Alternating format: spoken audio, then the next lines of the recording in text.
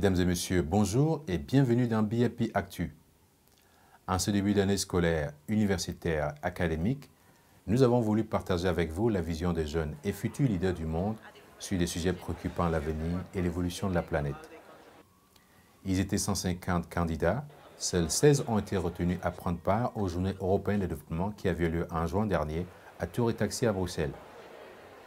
Le thème central de cette manifestation était l'agenda 2030 du développement durable tel que défini par les Nations Unies et décliné en 5 P, les personnes, la planète, la paix, la prospérité et le partenariat.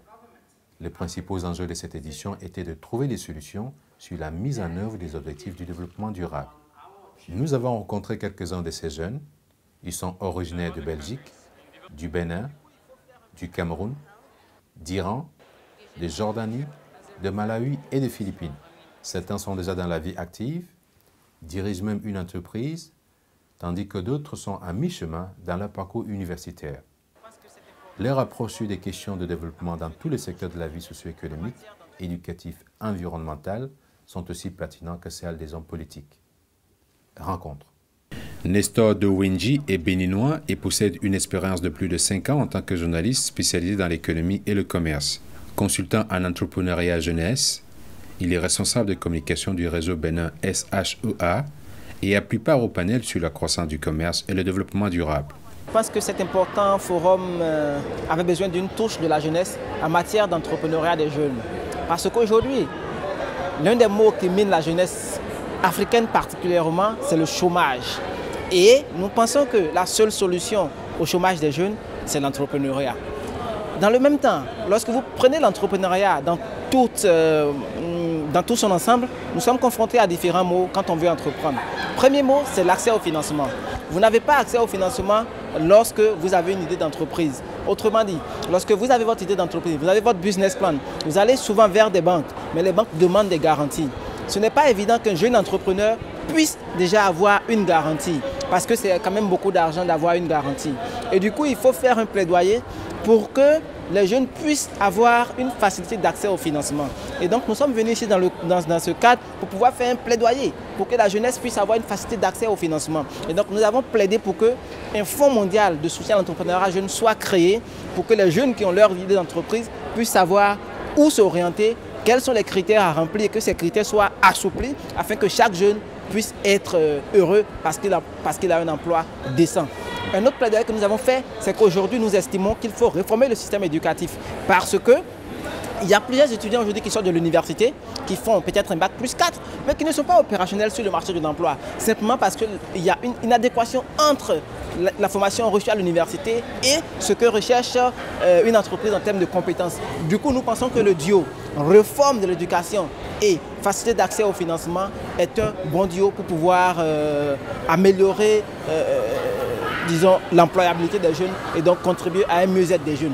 Et lorsque le jeune a un meilleur emploi, je pense qu'il peut contribuer à la création de richesses dans son pays. Il peut avoir un meilleur accès aux soins de santé, il peut avoir disons, une meilleure éducation. Et donc ça engendre en fait un autre effet boule de neige sur tous les autres besoins vitaux pour le jeune. Vous avez participé à un panel sur le commerce international et l'appui au développement. Dites-nous quelle était votre approche à ce sujet. Exactement. Je pense qu'aujourd'hui, en matière de commerce international, en matière de coopération pour le commerce international, l'Afrique a besoin de développer la compétitivité de ses produits. Parce que vous pouvez beau parler des accords bilatéraux entre l'Union européenne et l'Afrique, mais qu'allons-nous vendre sur le marché européen que nous ne maîtrisons pas? Il faut avoir les produits spécifiques que le marché européen recherche. Donc, il faut, de mon point de vue, travailler à développer la compétitivité des produits. Ça, c'est un premier aspect. Mais deuxième aspect, c'est qu'il faut aujourd'hui développer la compétitivité, disons, pas la compétitivité, mais il faut développer l'intégration régionale. Parce que lorsque vous êtes dans un espace régional, vous avez plus davantage à commercer entre vous dans un même espace régional, peut-être parce que vous avez, disons, des traits en commun. Je pense par ailleurs qu'il faut œuvrer à ce que la libre circulation des biens, des personnes et des services soit effective dans certains espaces régionaux comme la CEDEAO et comme la CEMAC. Parce que là, ça va permettre qu'on puisse vraiment commercer entre nous et donc qu'on puisse réellement tirer profit des avantages commerciaux dans nos espaces régionaux africains avant d'aller sur le marché européen. Voici l'approche que moi j'ai développée et je pense que les leaders africains, les dirigeants africains ont une grande importance dans cette approche-là. Nous espérons que votre appel de créer un fonds mondial pour l'entrepreneuriat des jeunes aura un écho. Avez-vous d'autres attentes auprès des organismes internationaux, la Banque mondiale, le Fonds monétaire international, mais aussi vis-à-vis des secteurs publics et privés en Afrique, pour donner espoir aux jeunes de pouvoir implémenter leurs projets et contribuer ainsi au développement de leur pays? Merci beaucoup. Vous savez, aujourd'hui, on parle beaucoup d'immigration clandestine, on parle de terrorisme, on parle de plusieurs mots. Mais il faut se demander pourquoi est-ce qu'on a ces mots aujourd'hui. C'est parce que la jeunesse est oisive. Et l'Union européenne n'a pas intérêt à ce que la jeunesse soit oisive. Parce que s'ils n'ont rien à faire en Afrique, ils vont chercher le mieux-être. Donc, ils iront vers d'autres terres promises. Ils iront donc vers l'Europe. Alors, l'Europe a intérêt à ce que les jeunes en Afrique qui n'ont pas d'emploi puissent avoir l'emploi. Autrement dit, nous voulons un partenariat gagnant-gagnant. Nous voulons réellement développer ce partenariat gagnant-gagnant afin que la jeunesse africaine puisse réellement en tirer profit. Nous pensons qu'il faut développer les industries en Afrique. Moi, je prends par exemple des exemples spécifiques. Je connais un peu la Côte d'Ivoire. Je sais que la Côte d'Ivoire produit du cacao, par exemple. Je connais le coût de revient d'un produit de chocolat, peut-être dans une boutique à Genève. Ça revient cher. Mon pays, le Bénin, produit du coton. Mais je sais à combien ça revient de vouloir acheter une chemise en coton en Occident. Autrement dit, si on arrive à développer les chaînes de valeur de nos différents secteurs, alors on peut réellement en tirer profit. Il faut qu'on arrête d'être une terre de matières premières. Il faut maintenant qu'on apprenne à développer nos produits, qu'on apprenne à transformer nos produits locaux parce que ma conviction intime, c'est que le développement, il est d'abord local. C'est ma conviction.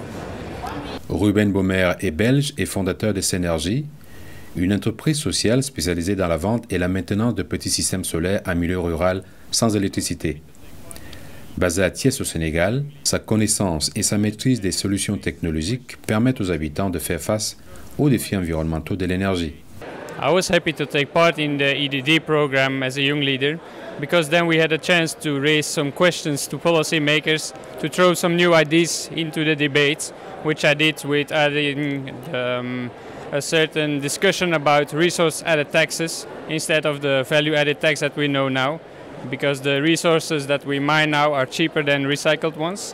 And also the debate about circular economy is a good thing, and we're developing that in Europe. But what will we do for the other countries, in developing countries, exporting those resources? Will we export the technology that we develop here to them? Then we're creating again a developed and a developing world. That was one of the main points I addressed here into the EDDs. So, could you give us a little bit some of the recommendation of that issue? We talk about Agenda 2030, Sustainable Development as defined by the United Nations.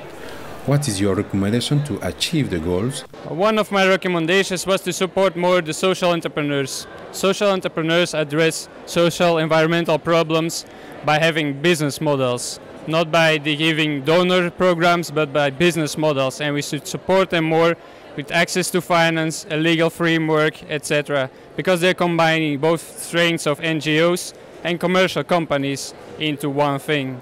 That was one of the main suggestions here in the forum too. You have founded Synergy, a social business by selling small solar systems in rural areas in Senegal. Could you tell us what it's about? I started myself with 4 other students a social business in Senegal, selling small solar kits. So 5 million people are living without access to electricity only in Senegal.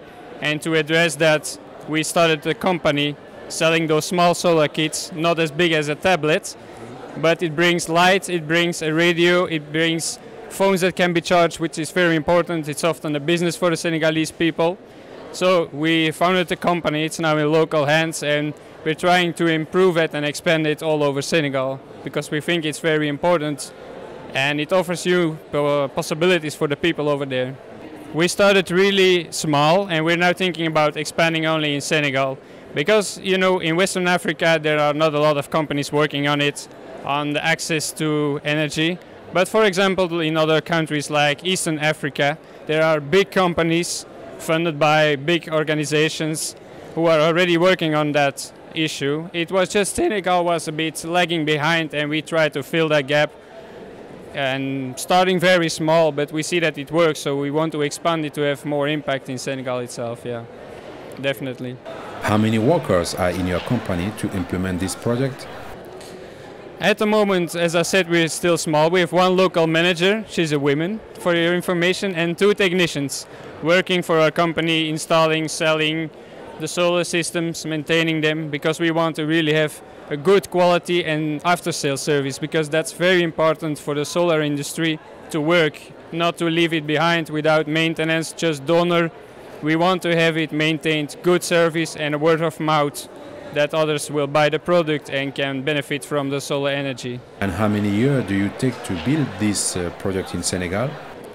We started around 3 years ago, starting with a field study, a first trial test, and we actually started real selling about 1 year ago, and this year I think we will sell around 100 systems, reaching around 1,000 people in Senegal at the moment, only in the area of TS. So the potential is really huge. As a young European leader, could you share with our audience your experience in Africa, your view about how some African countries improve citizen lives positively, and so on? It is correct that in the European media we see a lot of problems about Africa, the bad things, bad stories.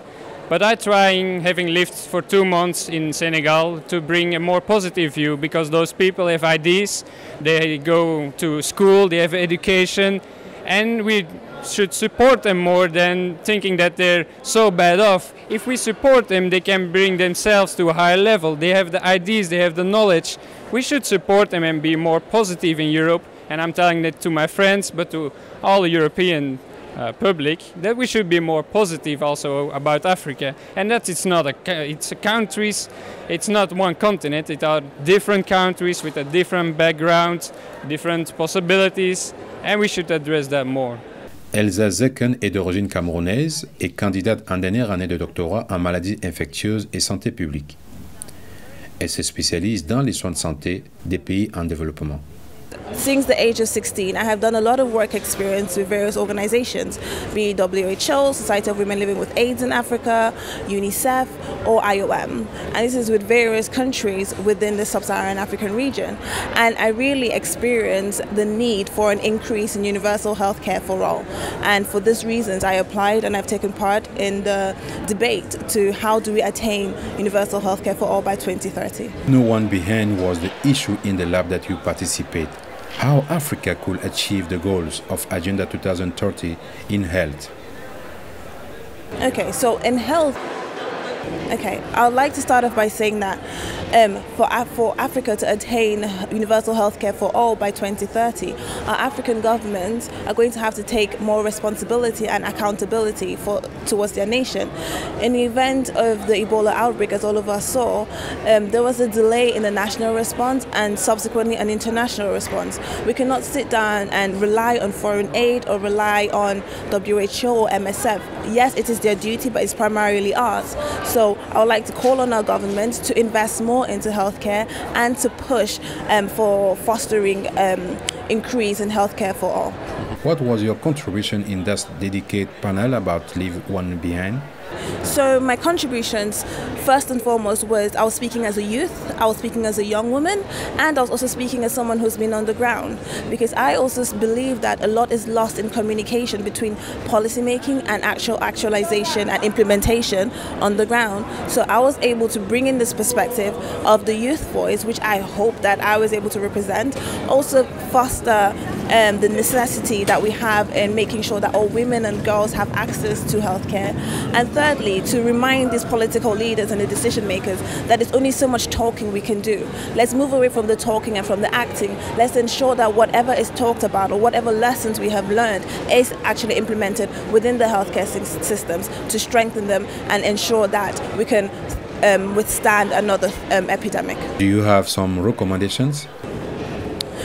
Okay, so I have many recommendations. So I'll focus particularly, number one, on making sure that partnerships are achieved. Now, when I say partnerships, everyone, I mean, we're all talking about partnerships. That's not necessarily a new idea, but reforming partnerships, making sure that in the partnerships, we're moving away from a donor-recipient partnership to a mutual beneficial partnership, making sure that there's equal power between both partners, making sure that all partners can agree or disagree with specific agreements without fear of repercussions, and also making sure that when we say a partnership occurs, both the North and the South or the South-South partnerships do not threaten each other.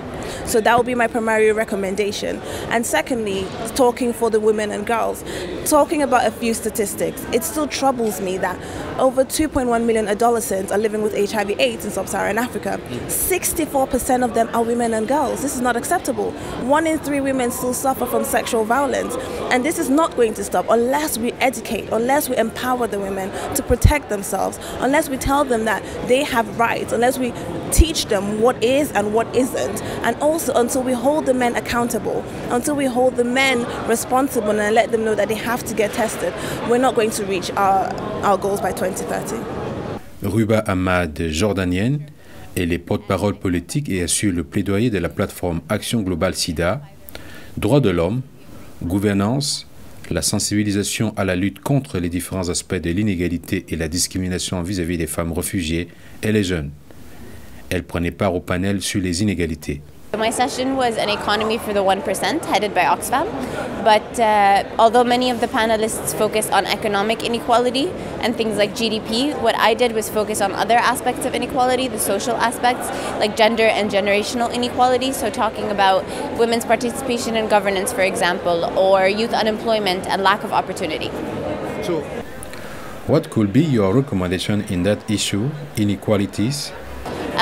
My most general recommendation would be to look beyond GDP as a means of measuring inequality and look past just monetary issues and think about really what the social fabric is dealing with in terms of inequality. It was your first experience to meet other young people of the world. How was it? Really amazing, honestly. I've said it in multiple times that the best thing about this entire experience is meeting the other young people from around the world. It's honestly our biggest asset. We've really built a network amongst ourselves, and although we all work on very different initiatives and in very different ways, it was easy for us to come up with a world vision that we could all share. In Jordan, do young people are listened by politicians? Do they have a voice? No, if we're being honest, in Jordan, youth do not have a voice. If we're talking about the parliament, for example, 70% of the population, more than 70% of the population is under the age of 35. But to be elected to the Senate or the House of Representatives, or even to be a minister, you have to be at least 35. So that leaves 70% of us unrepresented. And youth have lost a lot of faith in changing that and really gaining representation or gaining access to public spaces and political spaces. According to you, what is the most important to do to help young people, men and women, for better life and better future? I think the most important thing is to, first of all, work on critical thinking, which is something that I've talked a lot about in my participation in EDD. So with all the different ways that we're connected in the world now as youth, and the way that we don't have to necessarily fit into the existing structures that put borders or boundaries around us, the youth needs to start thinking in ways of how we can conceptualize a new world that can go in terms with us and with technology and with the 4th Industrial Revolution, and how we can change the world to fit more with our ways of life. Thank you very much. Thank you. Robin James Barrett est originaire des Philippines et fondateur du réseau Solidarité entre chrétiens et musulmans. Il prône le respect mutuel et la compréhension entre différentes religions, cultures, communautés, à travers des actions sociales concrètes et des campagnes sur Internet. I think it is important that we involve the youth in all the process in terms of sustainable development. And primarily, I talked about more on working in fragile states. How do we get the youth involved in terms of peace processes and peace building, at the same time state building? I think the most important issue that we have to tackle about is how do we capacitate institutions, political institutions in the local level to make them more empowered before we come up with more aids coming in. I think that we need to capacitate their level first before just putting in the concept of democratization. And this is where we come up with a more stakeholders coming in together, working towards a comprehensive peace-building process. And I think in terms of fragile states, we need to build the trust for institutions, people trusting institutions before we can further any sustainable developments that we have right now. I think SDGs 2030 agenda would never be possible if there are still conflict. It doesn't mean that there's no war, there's peace. So what we need to do is how do we mitigate, how do we prevent all kinds of conflict that we have in different kinds of the world. I think one of the best things that we can do is to invest more in education, because this is an active approach to prevent radicalization of young people joining different rebel groups, because of justifying out of poverty. So I think this is an important avenue for all young people to come together to offer new approaches involving the youth in political participation, both domestic and international level, to come up with a more comprehensive and sustainable agenda in pushing all these peace-building efforts. What is your vision to help fragile states to achieve the goals of the Agenda 2030? Okay, I think that if there are a lot of financial assistance and humanitarian assistance that the international community is giving, they need to pour more on capacity building and good governance. We need to empower the grassroots level. For them to be more participative, going to the national level. This open a space for a more stakeholders government engagement instead of just the government working for its people. I mean, I've continuously tell the young people to continuously claim their rights from their government and not just wait for the government to give what they need. I mean, the young people, all the stakeholders know what they need, not just the government imposing what they need. Could you tell us your experience to meet other young people of the world? I think that the entire experience was really fun. It opens more spaces for me to realize how diverse the world is, how diverse our problems are, how diverse the approaches that we have.